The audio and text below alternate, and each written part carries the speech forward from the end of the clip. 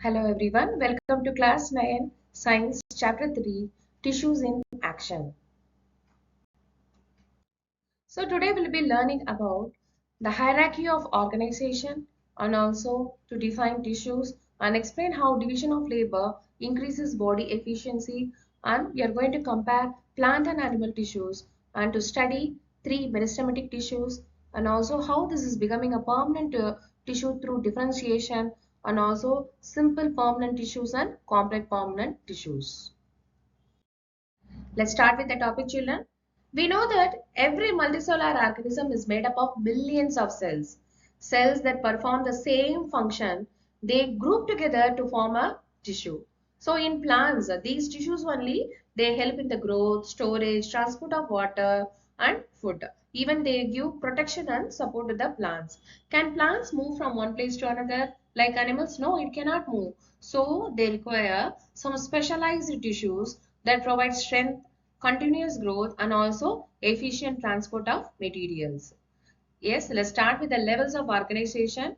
First, you have to define a tissue. What is a tissue? A tissue is a group of similar cells that work together to perform a specific functions. Let's start with the levels of organization. So here in this flow chart, you can able to see the first one, cell. What is a cell? Cell is the basic structural and functional unit of life. Examples like a muscle cell, nerve cells, yeah. So many cells are there in our body. Next is the tissue. So tissue is nothing but a group of similar cells performing one function. What are they? A group of similar cells performing one function. Examples like xylem tissues, yeah, it transports the water. Next is the organ. So different tissues combine to form an organ. Different tissues combine to form an organ. Example, we can say, let's take a plant. It can be a leaf, a root, stem. All those are organs of a plant. Next is the organ system. These several organs, they work together. Yeah, they work together. Example, we can say shoot system and root system in plants. And last is the organism. So all organ system together, they form the complete living organism. We can say any plant. It can be a mango plant, yeah, or a lemon plant, any plant. So next, division of labor. Here it is. What is this division of labor? When we take these multicellular organisms, different tissues perform different jobs, right, children? So this one we called as the division of labor. So what is the advantages? Why this division of labor is very important? Because it will faster the work and also better efficiency will be there, and also it is energy saving, and also specialization will be more. Yes. Example, we can say these roots, yeah, they absorb water while leaves prepare the food. Yes. So next is the multicellular organisms and unicellular organisms. What is this unicellular organisms? One cell performs all life activities. Example is amoeba. So all the life activities are performed in a single cell. Next is the multicellular organisms. So different cells perform different functions. Examples like human beings, yeah, or plants, animals. These are some examples. Why are plant and animal tissues different? See, plants and animals have different lifestyle. Do you agree? Yes. So their tissues are also different. So I have given you some tabular column over here. So features I have given and also distinguish between the plants and the animals. Let's take the feature, yeah, and study it. First one is the movement. So movement. So in plants, what happens? Plants remain fixed in one place. Yes. But animals, they move from one place to another. What happens in cell wall? See, plant cells have a rigid cell wall. Yeah. And animal cells do not have a cell wall. Why plant cells they have a cell wall? See, the cell wall provides strength and support to the plants. Next is the nutrition. So nutrition, plants prepare their own food by a process called as photosynthesis, autotrophic nutrition. Already we have studied in our previous chapter, right, children? Yeah. So animals, they depend on other organisms for food. Growth. So plant growth occurs only in specific regions, but animal growth occurs throughout the body. So what you should understand from this, the structure of every tissue matches the function it performs. Yes, children? Like example, we can say like, let's take this stem tissues. They are strong in order to support the weight of the branches. So next we are going to see tissues for growth. Tissues for growth, immediately what comes to your mind? There is meristematic tissue. What is this meristematic tissues? They are tissues. Yeah, they consist of actively dividing cells which are responsible for plant growth. So meristematic tissue consists of actively dividing cells responsible for plant growth. So these cells continuously produce new cells. What are its characteristics, children? They are living cells. Yes, that is why they are yeah, growing. And then they have thin cell wall. They have dense cytoplasm. They have large nucleus. No vacuoles are there, and they divide continuously. What is this function, children? Say they increase the plant height. First one is they increase the plant height. Next, they increases the stem thickness, and they repair the damaged parts, and also they produce new leaves and flowers. Let's talk about the apical meristem. So apical meristem, growth in length. So where it is present, you can able to locate this at the root tips and the shoot tips. So what is this function? It increases the length of the roots and shoots. Example, in your book they have given sunflower, I think. So the sunflower, it grows taller due to this apical meristem only. So here is an activity from your book, onion root experiment. So what we have done, two onion bulbs are placed in a water. So jar A and jar B we have taken. In that we have poured water and kept this onion bulbs. So after some time, the root will start growing, children. Yes. So you can able to see the root in jar A. It has grown very well. But after some time, what we are going to do? We are going to take the onion bulb from the jar B, and we are going to cut at the root tips. We are going to cut at the root tips, and we are going to leave it as such.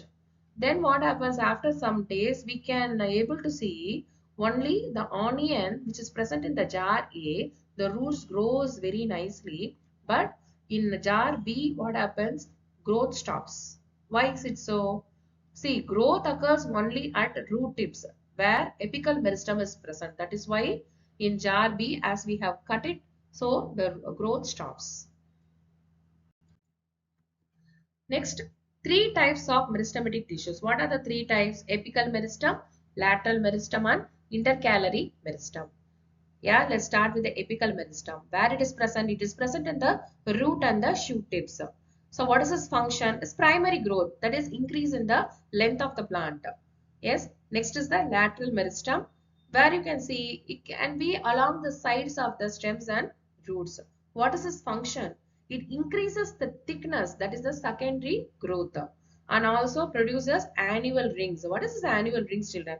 You can able to see the picture here of this annual ring. See, they are annual rings every year. This lateral meristem forms one ring, children. So counting these rings, it helps us to estimate the age of a tree. For example, a tree is having 20 rings. So its approximate age, we can say it is 20 years old plant. Yes. So next is the intercalary meristem. So where you can able to see at the base of the leaves or the nodes, you can able to see. So examples like grass, yeah, it grows even after grazing, right? And differentiation. What is this differentiation? See, some meristematic cells, they stop dividing and become permanent tissues. This process we called as the differentiation. So why? After becoming the permanent tissue, it is very specialized for support and transport or storage. Yes. So permanent tissues. Let's see the permanent tissue. What is a permanent tissue? Permanent tissues are formed from meristematic tissues after differentiation. That one we saw in the previous slide. So their cells lose the ability to divide. Yeah, these cells lose the ability to divide. What are the types of these cells, children? Simple permanent tissues and complex permanent tissue. You can see here simple permanent and complex permanent tissue. So let's talk about the simple permanent tissue. So it is made up of one type of cell. Yes, it is made up of one type of cell.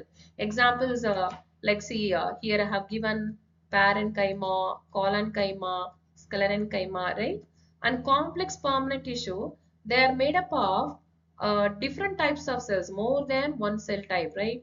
So examples are like phloem and xylem and phloem. Yeah. And next is the protective tissue. What is this protective tissue? Epidermis. So the epidermis, it forms the outer covering of the plant.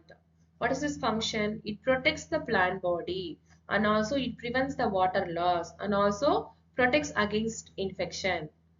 And what is this cuticle, children? See, this cuticle is nothing but a waxy layer covering the epidermis. This is the outermost thing, children. So, is a waxy layer covering the epidermis. What is its function? It reduces evaporation. What it does? It cuts the water loss, or we can say it reduces the evaporation. Example, we can say cactus plant, no? So, it has a thick cuticle in order to conserve the water, because where these cactus mostly found in a dry regions, right? So in order to conserve the water, yeah, they're having a thick cuticle. Root hairs. So the root hairs, it increases the surface area for water absorption. Example, we can say like young roots, right?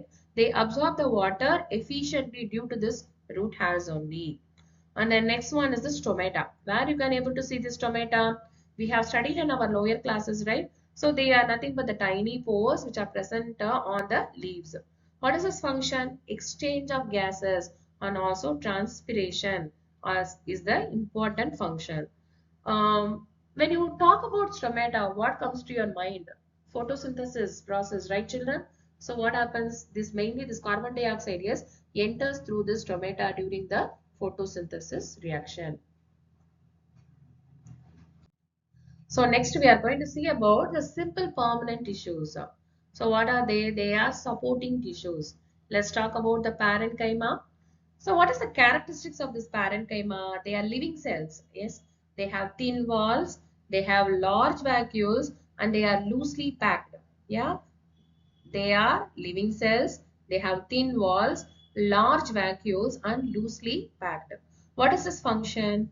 Food storage. Food storage is the function of parenchymal tissues. Children, don't forget. Very important. One more question. And photosynthesis. So it is having a specialized cell called a chlorenchyma, which helps in the photosynthesis process. And aerenchyma. So the cells will be filled with air. So it helps the plants to float. Yeah. So like examples are aquatic plants. So aerenchyma. And also this helps in healing wounds. Next is the collenchyma. What is the characteristics? They are living cells. They are unevenly thickened corners. Yes, and also they are very flexible. Where you can able to find, you can find this in like stems and also tendril. Yeah, you can able to find. What is this function? It provides mechanical support while allowing the plants to bend. Like example, we can say like a leaf stalk. Yeah, leaf stalk. So bends without breaking, no, during strong winds. These are some examples. Next is the sclerenchyma. They are dead cells. They have thick lignified walls. They are dead cells. They have thick lignified walls, and they are very hard, children. Yes, what is this function? As they are very hard, yeah, they give strength to the plants and also give protection and also mechanical support. Strength, protection, and mechanical support. What are some examples? It can be seen in the coconut husk, nutshell, and also in leaf veins. Let's move on to the next one. Complex permanent tissues. Another name is conducting tissues, right? So xylem. Xylem, they transport the water and minerals from roots to all parts of the plant. So here you can able to see the components of the xylem. Yes, you can able to see. So these are the components of a xylem: trachea, vessel, xylem fiber, and xylem parenchyma. When we talk about these components, children, in this, tracheas, vessels, and xylem fibers, they are dead only. But xylem parenchyma, where the food is stored, right, is the only living part in this. So what is this function? The function of the xylem is to conduct the water upward, and also it provides the mechanical support. So from where the water is absorbed, children? See, water is absorbed by roots. Yeah. So it reaches leaves through the xylem. Next is the phloem. So the phloem transports the prepared food from leaves to all parts of the plant. What are its components? You can see here in this picture. So these are the components. It is having a sieve tube, companion cells, phloem parenchyma, and phloem fibers. So this sieve tubes, it transports the food, companion cells, it controls them, and also phloem parenchyma and phloem fibers are present. What is the main function of this phloem? It transports food, it stores the food, and also support, right? So next we are going to see about the tissue system. So plants are organized into three major tissue system, children. So first one is the dermal tissue system, next is the ground tissue system, and last is the vascular tissue system. So let's talk about the internal structure of a sunflower stem first.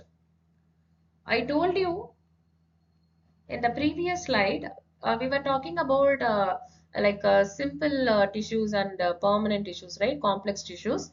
Yeah, let's take. So, internal structure, they have taken one sunflower stem and they have cut a cross section. You can able to see, TS of the stem. So, small section they have taken, they have seen under a microscope. You can able to see cuticle, yeah, waxy coating on the outer surface of the epidermis. And see, epidermis, can you able to spot here, children? This is the epidermis, and next you can able to see the epidermal hair, yeah, which also helps in the absorption, right, children? And next comes our simple tissues, collenchyma, yes, collenchyma, and then here you can able to see the parenchyma, yes, and then sclerenchyma. All these collenchyma, parenchyma, sclerenchyma, all these are ground tissues. Next, our phloem, which helps in the transportation of the food, and then next is the lateral meristem, which gives support to the plant, and xylem you can able to see, which helps in the transportation of the water and minerals, and at last is the ground tissue. Yes, we are going to study all these things now. Let's start with the dermal system, children. So dermal tissue system, it forms the outer covering. It forms the outer covering. So here you can able to see. So this is the dermal tissue that is forming the outer covering, and next is the ground tissue, and inside you can able to see the xylem and the phloem. Yes. So it forms the outer covering. So what is its function? It gives protection and also prevents water loss. Example, we can see epidermal tissues, right? Next one is the ground tissue system. See, it occupies most of the plant body. It contains I told you, here is a parenchyma, yeah, ground tissue, parenchyma, collenchyma, sclerenchyma. It also helps in the storage and support and also photosynthesis. Next is the vascular tissue system. So it contains xylem and phloem. So what is its function? Xylem transports the water and minerals, and phloem transports the food. So here in your book they have given sunflower stem. So epidermis, yeah, the epidermis only protects, that is the outermost thing, and the ground tissue, it stores the food, and the vascular bundles inside helps in the transportation of water and food. So next we are going to see some memory tips and easy way to remember. So three meristems. So three meristems, how to remember? Sometimes no, will make yeah, mistakes in identifying it. Order will change. So Ali keeps plants growing. Ali. Yes, apical, length. Yeah, it is helps in increasing the length. And the lateral, it helps in increasing the girth. And then intercalary, regrowth. Yes, so Ali, A-L-I. Xylem, phloem.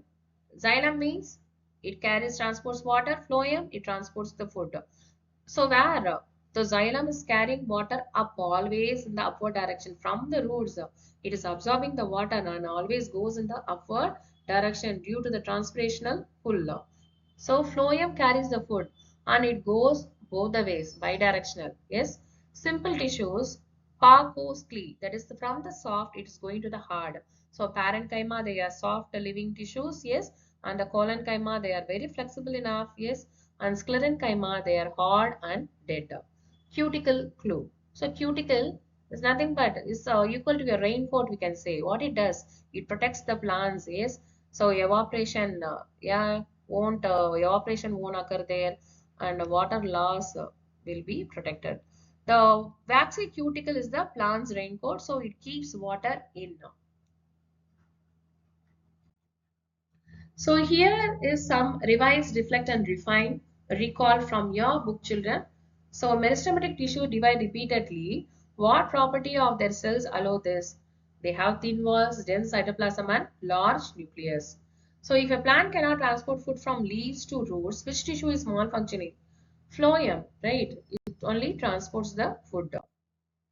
So revise, reflect and refine, think deeper. So a mango sampling stem bends flexibly in monsoon winds without breaking. Which tissue gives this flexibility? What if it were replaced by sclerenchyma? See, this collenchyma only gives the flexible support. That is why during the wind it is just, flexibly, it moves here and there. But what happens? If it is replaced by sclerenchyma, it will become more stiff, children, right? It cannot able to bend properly. Then coconut husk fibers are tough and fibrous. Which tissue provides the strength, and why can't living a parenchyma do the same job? Because the sclerenchymal tissues, they have thick lignified walls which gives the strength and support. But parenchyma has only thin walls. That is why. Meristematic cells are located only at the root and shoot apices. Do you agree? What question could test this? No. Actually, besides this apical meristem, plants also have lateral meristems for increase in the girth, and also the intercalary meristems for growth at nodes, right? So it's not possible. It's incorrect. A textbook states each plant tissues perform only one specific function. Critically examine this statement. Not always, children. See, parenchyma stores food, and also chlorenchyma, yeah, it undergoes a photosynthesis, and also xylem conducts and supports also. So we have come to the conclusion part of this video. So what we saw here, we know that tissue is a group of similar cells which performs a specific function. We saw about the division of labor. So what it does, it increases the efficiency of the multicellular organisms. And plants have this meristematic tissues for continuous growth. And this meristematic tissues, it differentiate into permanent tissues. And simple permanent tissues, what are they? Parenchyma, collenchyma and sclerenchyma. And complex permanent tissues are xylem and phloem. And plants tissues, they are organized into dermal, ground and vascular tissue systems. So we have come to the conclusion part. Yes, children, watch the full video, children. Don't skip it. Yes, thank you.